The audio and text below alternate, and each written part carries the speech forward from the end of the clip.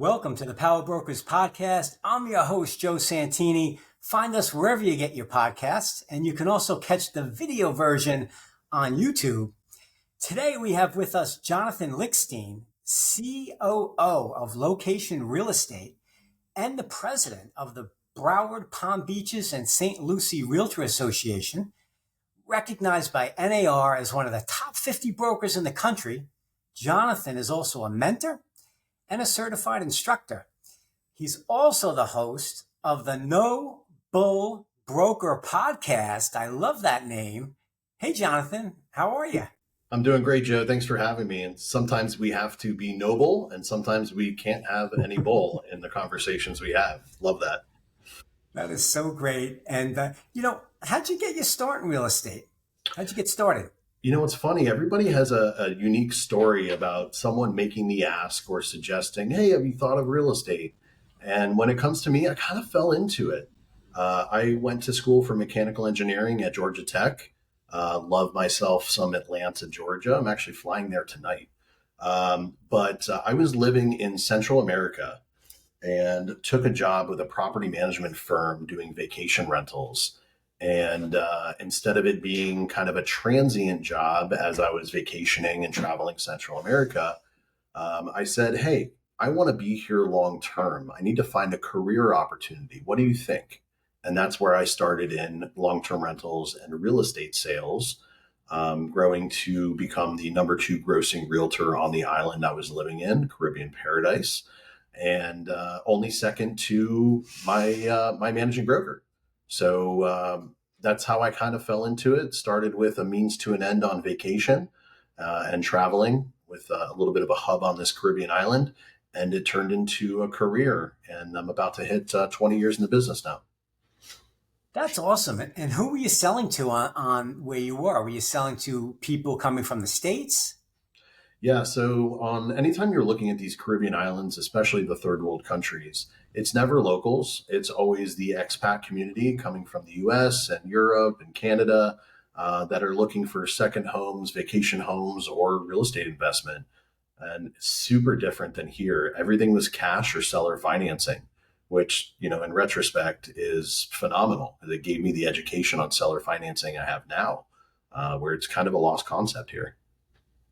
That's cool. Really cool. So listen, you certainly got experience selling in that realm. And, when we look at the business today, Jonathan, you deal with a lot of agents. What do you think, what are they looking for in a brokerage today? What do you think is most important to them?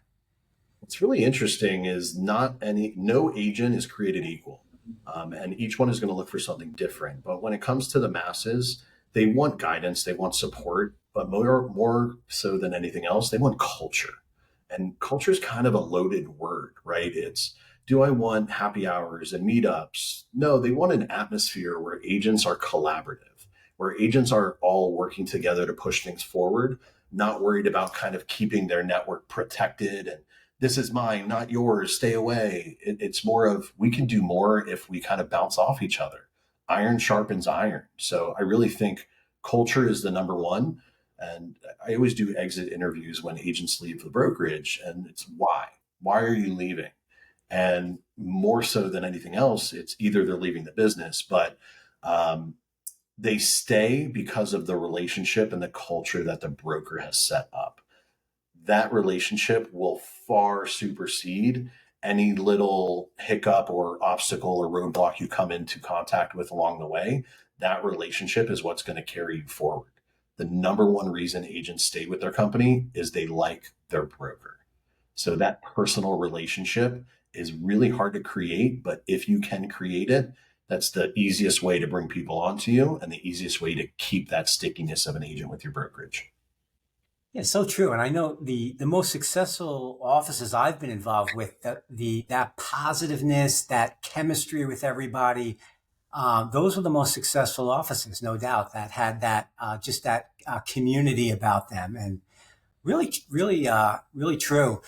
And your involvement and dedication to the board of realtors, really impressive. When I was doing my research, how many members do you have right now? And what are some of the new things that you guys are working on for the members over there? So we're just about 42,000 members at the association, and the big focus is about returning value and returning time to the members itself. So how do we alleviate some of the time involvement it takes to search the MLS? We're putting a big focus this year on alleviating the amount of time it takes to interact with the association and operate your business, with a major focus on technology integration and integrating some artificial intelligence directly into the MLS itself, um, albeit for photos, listing description generation, which is really the baseline number one thing agents are using it for right now. But why go out into a chat GPT to generate that description and bring it back in? Do it directly inside the MLS interface where all of your information stays private. It doesn't go out to improving the OpenAI model. It keeps it inside the MLS in one window and can help you conform with any MLS regulations and fair housing guidelines where ChatGPT just won't. So interesting. And is that something that's happening soon? So we've been working on this back-end database consolidation for a few years now, and that is coming to fruition towards the end of second quarter, beginning of third quarter. So those AI implementations should be coming in around the October, November timeframe. Love that. And, I know you're a bit of a tech guy, right? And we know you mentioned the AI, you mentioned the descriptions, which a lot of agents are, it's commonplace now. What are some of the smartest agents that you're around? What are they using AI for? Oof, some of them go really, really deep.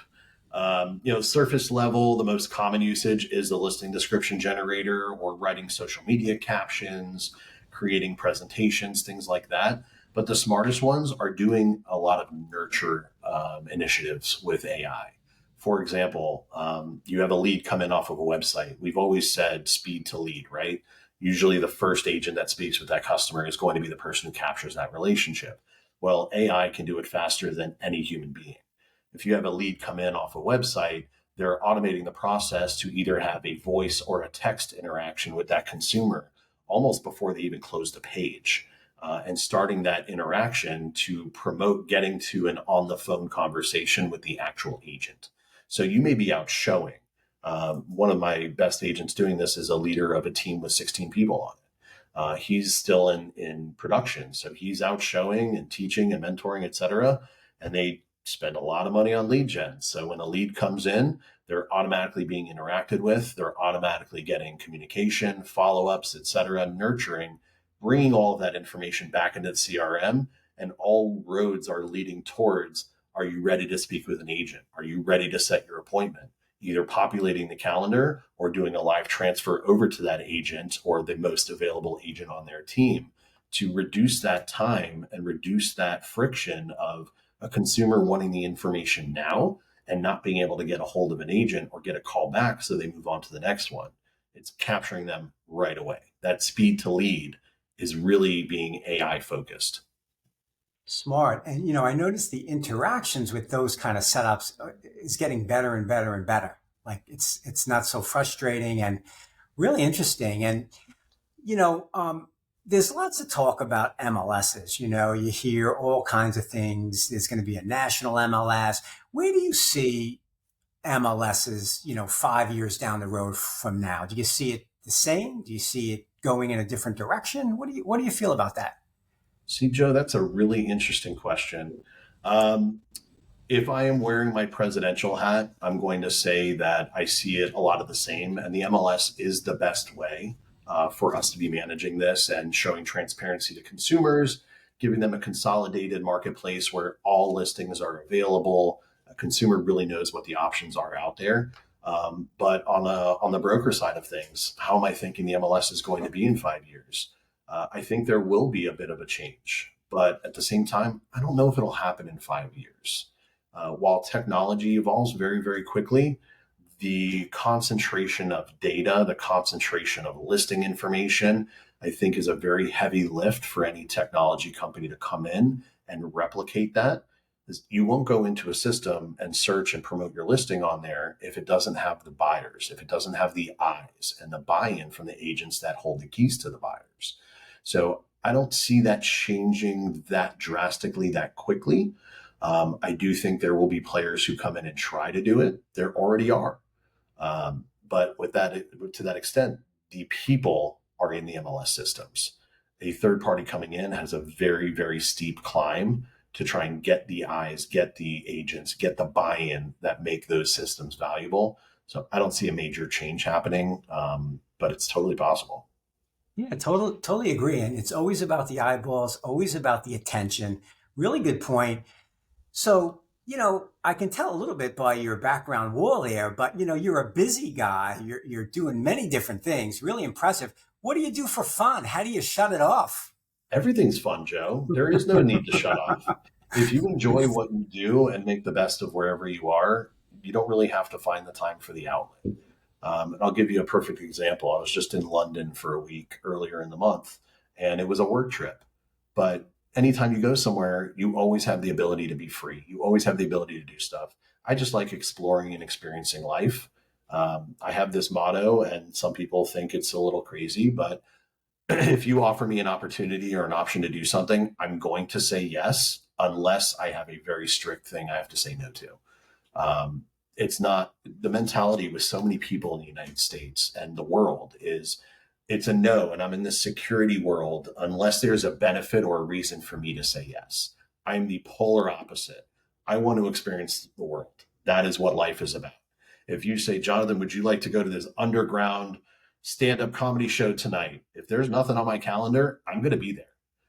Because you won't get that experience and you don't know what you're missing without it. And I encourage anybody listening to this to have the same mentality, even if it's just for your business. Someone offers you an opportunity, give it a shot. Someone asks you to go somewhere, a networking event, go, give it a shot. Worst case scenario is you're never going to see any of these people ever again in your life. Get out of your shell, get out of your comfort zone and put yourself out there.